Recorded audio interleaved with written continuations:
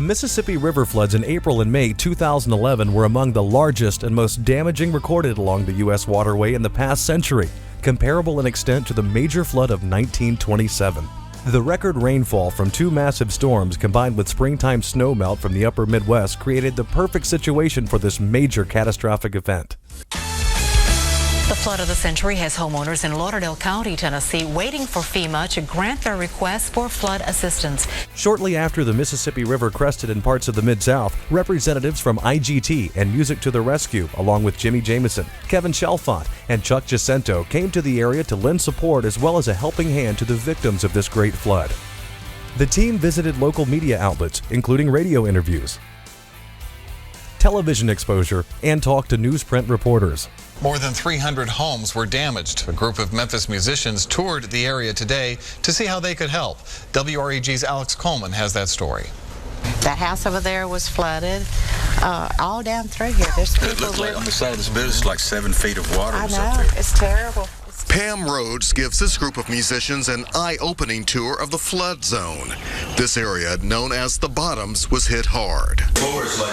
Jimi Jamison, a Memphis musician, is part of a relief effort called Music to the Rescue.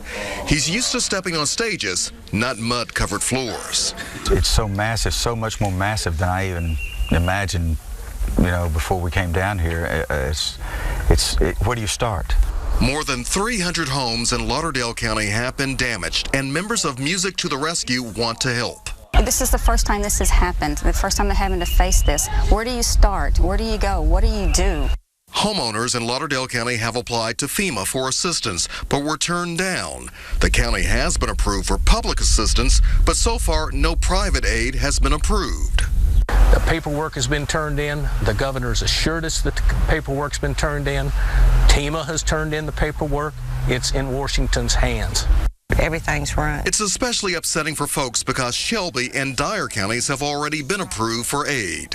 What we need is a new home and help getting everyone in the bottom assistance for building their new homes back. And most of these homes, none of the homes I've seen in this bottom could be fixed or repaired. They're going to have to be totally rebuilt. 26 miles south of Memphis, Tennessee is Tunica, Mississippi, sitting on the mighty Mississippi River.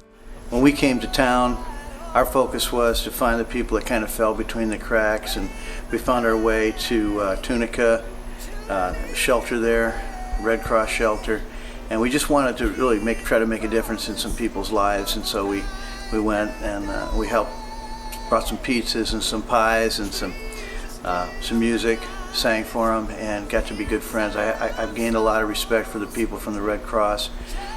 There were people there from Philadelphia, from Washington State, all just coming there to do the same thing, just to help some folks in need. Many Tunica County residents completely lost their homes, and that inspired the team to visit the local Red Cross shelter. So I sure hope you guys save me some pie. Hey! Yes! Hey, y'all doing? How you doing? Come on in. They brought food, visited with those affected by the floods, and gave an unplugged performance to lift some spirits.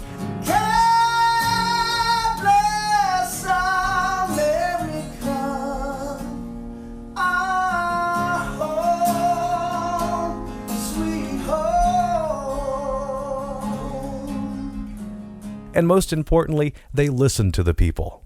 Traveling around this region, we've met with some families that have lost literally everything, and I'm glad we've had the opportunity to bring some articles of clothing and food and things that they just really need during this difficult time. But also, sometimes you can be the biggest blessing in somebody's life just by being there, just by showing up, and it's a reminder to them that they're not forgotten and that people do really care. The IGT and Music to the Rescue team, along with Jimmy, Kevin, and Chuck, then traveled north to the town of Ripley, Tennessee. This area had received no disaster declaration nor any federal help. There they met with the mayor, along with members of the area disaster relief team and FEMA. The team purchased food and supplies, then delivered them to some local families displaced by floods. On our trip in Ripley, Tennessee, we met with a young couple that lost their home. They have a 4-month-old baby. All they asked for was clothing for the baby. We took the clothing to their homes. She showed us pictures of her house. She lost everything. Her husband had left for work that day. The water was supposed to rise. It hadn't really risen at the time. and asked her if she thought that maybe they should go ahead and leave. They had debated on this for a while. At first she said no. Then right before he left, they changed her mind and she said yes. Well, it's a good thing that they did, because before he got home, her house was in 6 feet underwater. It's really devastating, things that you don't really think about. They couldn't afford a rental to move their stuff to. They didn't have anywhere to take their belongings to. So they had to get up, they had to leave, had to sacrifice it, and leave everything they had. The team also received a tour of the river bottoms and surveyed damage.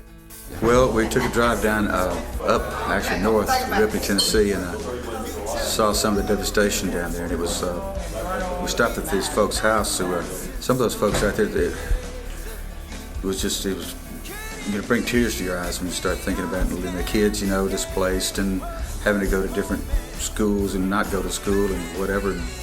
And your clothes are all, everything's gone. It's crazy. I can't imagine being out there and not knowing what's going to happen. And so I'm just real thankful that everybody I saw was holding up surprisingly well, and just makes you thankful for what you have, and I hope things get better for them really soon. Over the last couple of days, being here and seeing all this stuff in person, the damage that is caused, the people that have been displaced by it, it's a lot different than seeing it on the news. Being out in the desert 1,500 miles away from here, and it's just really an eye-opening experience to see how people come together and help each other out. It's just a whole different thing for me. 2 days after leaving, Gibson and Lauderdale counties received much-needed disaster status and will now begin to receive aid.